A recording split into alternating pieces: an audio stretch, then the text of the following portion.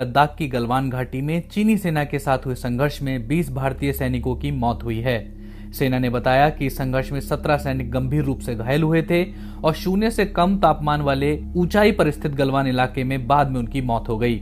इससे पहले भारतीय सेना के एक अधिकारी और 2 जवानों की मौत की पुष्टि की गई थी। सेना ने मंगलवार रात अपने आधिकारिक बयान में कहा कि गलवान इलाके में अब भारत और चीन दोनों ही देशों के सैनिकों के बीच संघर्ष बंद हो गया है।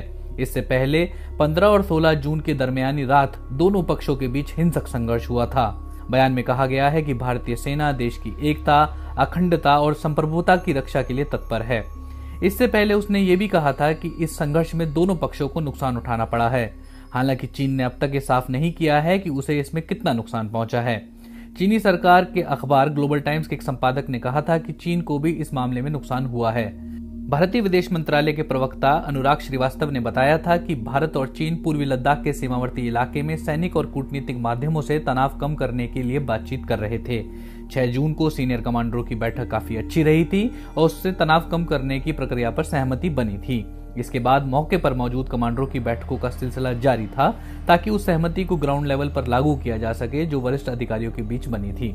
अनुराग श्रीवास्तव ने कहा कि हमें उम्मीद थी कि सब कुछ आसानी से हो जाएगा, लेकिन चीनी पक्ष इस सहमति से हट गया कि गलवान घाटी में लाइन ऑफ एक्चुअल कंट्रोल का सम्मान किया जाना चाहिए।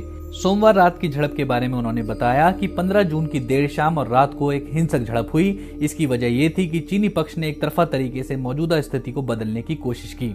दोनों तरफ से लोग हताहत हुए, जिसे टाला जा सकता था अगर चीनी पक्ष ने उच्च स्तर पर बनी सहमति को ठीक तरह से माना होता। भविष्य के बारे में उन्होंने ये भी कहा कि हम अच्छी तरह से समझते हैं कि सीमावर्ती इलाकों में शांति बहाल करने की जरूरत है और विवादों को संवाद के जरिए सुलझाने की। इसके साथ ही हम भारत की संप्रभुता और उसकी अखंडता के लिए पूरी मजबूती के साथ प्रतिबद्ध हैं।